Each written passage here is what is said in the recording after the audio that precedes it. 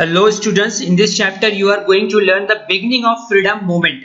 As the fifth chapter of your 8th standard history, the social reform. In that chapter you learn that there were a lot of bad practices in our countries was going on, like sati, devdasi, parda, etc.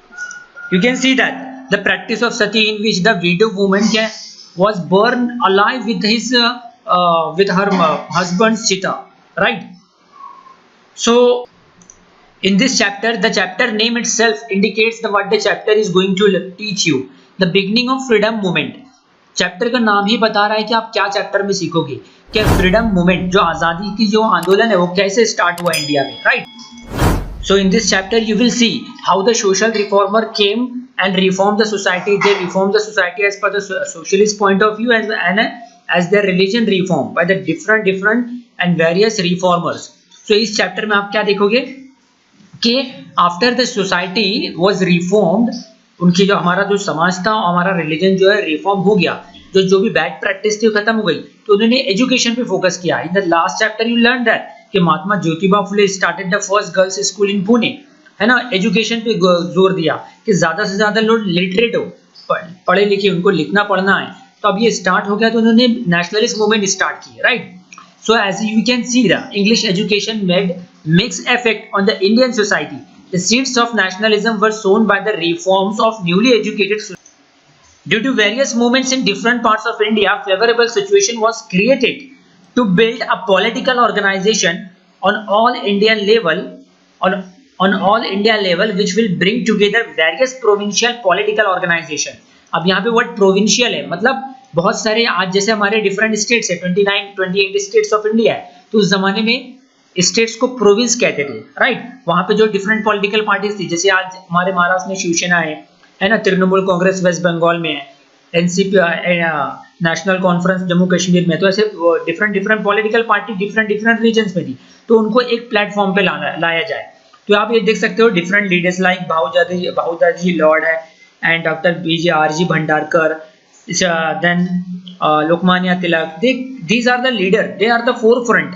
So उन्होंने पहले क्या decide किया? They have decided to make up one platform of we can meet together and we can make a plan against the British and for the development of our country. So उन्होंने सबसे पहला काम किया कि हमको एक platform मिलना चाहिए. तो उन्होंने बहुत सारे छोटे छोटे पैमाने पे लाइक एशियाटिक इंडियन हिस्ट्री और छोटे छोटे ऑर्गेनाइजेशन बनाए. उसके बाद उन्होंने इंडियन नेशनल कांग्रेस बनाया, राइट. तो इस चैप्टर में हम देखेंगे, क्योंकि उनको अंग्रेजों के खिलाफ खड़े होने के लिए बहुत सी चीज थी, लेकिन वो जानते थे कि अगर हम 1857 रिवॉल्ट हार गए, because we fought with the war, we fought that war with a sword, हमने वो तलवार से जंग लड़ी, तो अंग्रेजों ने हमको बंदूक से मार दिया और जेल में बंद कर दिया और फांसी दे दी. तो इसलिए हमको अब क्या करना है, हमको एजुकेशन के जरिए पीसफुली उनके सामने, उनके रूल्स एंड रेगुलेशन के जरिए हमारी मांग उनके सामने रखने आए. तो they are the well educated and well plan के जरिए वो आगे बढ़े. तो सबसे पहले उन्होंने अंग्रेजों के सामने उनकी जो इकोनॉमिक एक्सप्लॉयटेशन था, अंग्रेजों ने बहुत इकोनॉमिक एक्सप्लॉयटेशन करा. उन्होंने सबसे पहले तो टैक्स बहुत ज्यादा बढ़ा दिया था. एग्रीकल्चर टैक्स पे इतना ज्यादा टैक्स था कि फार्मर्स व्हेन अनेबल टू पे the taxes there land was confiscated. और डिफरेंट कमर्शियल क्रॉप को फूड क्रॉप की जगह उगाने के लिए फार्मर्स को कंपेल करते थे, फोर्स करते थे, जिसकी वजह से fertility of the soil reduces. The Indian wealth was flowing towards England. यहाँ पर सेंटेंस देखो, the Indian wealth was flowing towards England by all means. इसलिए इसको कहते हैं ड्रेन ऑफ वेल्थ, यानी बहना, फ्लो होना. इंग्लैंड, इंडिया की दौलत सब जा रही थी अंग्रेजों के जरिए. Due to the imperialist policy of the England, there was a beginning of economic exploitation of Indian farmers were compelled to take cash crops, burden of land taxes, continuous famines. All this broke down the backbone of Indian agriculture. So इसके अलावा famines पड़ गया, जब commercial crop उगने लगे तो अनाज कम उगने लगा खेतों से, तो उसकी वजह से फेमाइंस मतलब भुखमरी आ गई. और ये सारी चीजें इंडिया की जो इकोनॉमी थी उसको तोड़ दी थी, इसको कमजोर कर दी थी. And traditional industries declined, which led to rise in unemployment.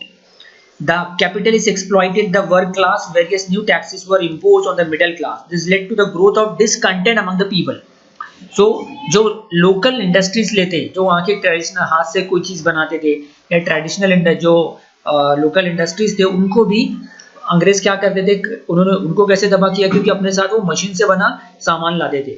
अब इंडियंस की आदत है कि वो सस्ती और अच्छी चीजें लेते हैं। जैसे आज भी हम रेडमी चाइना की मोबाइल यूज करते हैं, है ना। इंडियन मेड मोबाइल हम यूज नहीं करते, क्योंकि चाइना मोबाइल फंक्शन में अच्छा रहता है, सस्ता रहता है।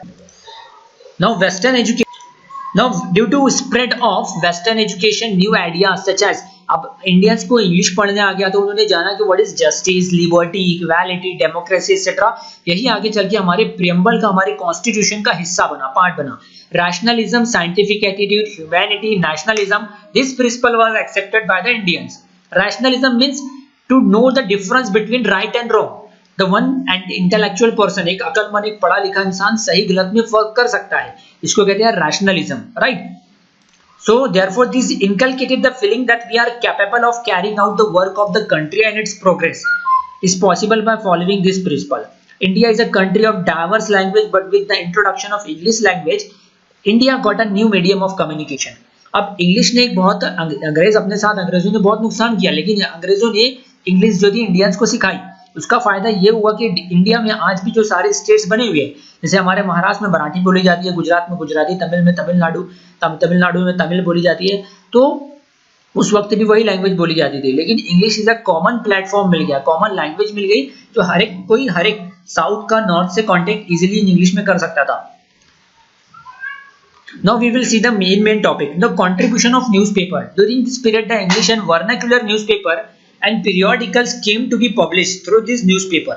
अब vernacular मतलब जो डिफरेंट लैंग्वेजेस में है, तमिल में, हिंदी में, मराठी में, ये न्यूज़पेपर छपने लगे। Through this newspaper political and social awakening took place. Awakening मतलब जागरूकता बढ़ी। न्यूज़पेपर लाइक दर्पण ये वेस्ट बंगाल का था, प्रभाकर तो बंगाल का था, हिंदू, अमृत बाजार पत्रिका ये भी बंगाल का था, हिंदू जो था तमिलनाडु का था, Kesari and Maharashtra, Maratha started in Pune Maharashtra से स्टार्टेड क्रिटिसाइजिंग द गवर्नमेंट, के अंग्रेज, उस वक्त गवर्नमेंट अंग्रेजों की थी, तो अंग्रेजों की गवर्नमेंट पे उन्होंने क्रिटिसाइज किया कि आप लोग यहाँ पर आके, फॉरेनर आके हम इंडियंस को गुलाम बना के रखी है, हमारी इकोनॉमी को लूट रहे हो। तो आगे चल के अंग्रेजों ने उनके प्रेस को कॉन्फिस्केट कर दिया, पाबंदी लगा दी। तो अब इन्होंने, ये सारे लीडरों ने डिसाइड किया we need a common platform, तो उन्होंने इंडियन नेशनल कांग्रेस का, अब that is the Indian National Congress, INC। आज जो कांग्रेस पार्टी है उस वक्त 1885 में सबसे पहले बनी। अब अंग्रेजों को ये पता नहीं था कि आगे चल के बहुत स्ट्रॉन्ग पार्टी की सूरत में खड़े हो जाएगी, और जबकि Indian National Congress came into force with the help of British officers A.O. Hume, Octavian ओयुम हुम, ये जो इंग्लिश ऑफिसर थे, इनकी हेल्प से इंडियन नेशनल कांग्रेस बनी। On 28, that is the first, he is the first president, Umesh Chandra Banerjee. On 28 December 1885, the first session of Indian National Congress was held at Gokuldas Tejpal Sanskrit School in Mumbai. तो first session जो था 72 membership participate करे। अब एक कमाल की बात है कि ये हर एक जो सेशन से तो different parts of India conduct, for example कभी सबसे पहला जो सेशन हुआ मुंबई में हुआ, बॉम्बे में हुआ 1885 में, तो दूसरा सेशन कलकत्ता में हुआ, फिर तीसरा सेशन मद्रास में हुआ, है ना। ऐसे डिफरेंट हर साल का कंटिन्यूअस होता रहा इसका session.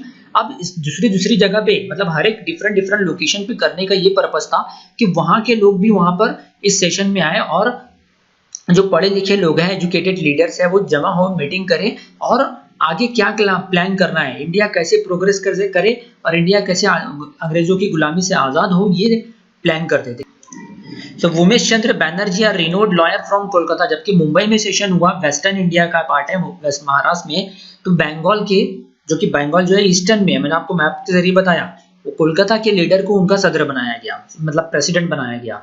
Was the president of the first session. Umesh Chandra Banerjee was the first president of the Indian National Congress. Was the president of this session. In this session, they established the Indian National Congress. Alain Octavian Hume, जिनका मैंने आपको बताया photo, a British officer took lead in the establishment of the Indian National Congress. Increased proportion of Indians in the administration, reduction of military expenses by the British government. Such statement was sent to the British. तो उस meeting में क्या तय पाया, क्या अंग्रेजों को military पे एक्सपेंड, क्योंकि अंग्रेज इंडिया के पैसे से डिफेंस वेपन खरीद रहे थे, उनकी मिलिट्री को पैसे दे रहे थे, किसका पैसा था, वो इंडियंस का पैसा था, इंडियन इकोनॉमी को एक्सप्लॉइट करके वो पैसा कमा रहे थे। तो ये उन्होंने मांग की कि ये सारी चीजें कम होना चाहिए, बंद होना चाहिए। सो objective of the Indian National Congress देखिए, ऑब्जेक्टिव्स क्या था?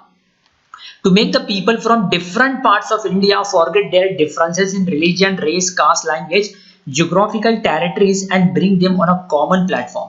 कि मैंने बताया कि different हमारा countries है, our India is a very diverse country जहाँ बहुत सारे different languages बोली जाती है, different खाना खाने के तरीके हैं, different पहनावा है, right? So ये they come on a, they forget their differences, they only keep in mind the we are the United Indians, we are the Indians only.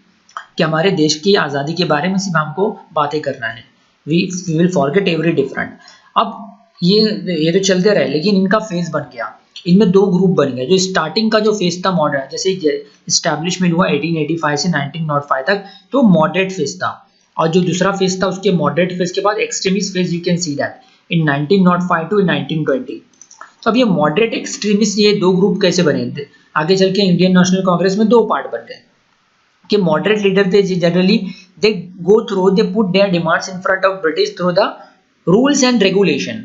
लेकिन एक्सट्रीमिस्ट का क्या मानना था कि एक्सट्रीमिस्ट चाहते थे कि they do not want to go through the इस rules and regulation, they want instant result, वो इमीडिएटली आज़ादी चाहते थे अंग्रेजों। अभी देखते थे कि ये कैसे इनकी डिमांड पुट करते थे। The early 10 years after the establishment of Indian National Congress, their contribution was very slow but consistent. The leaders of Indian National Congress were realistic and highly educated.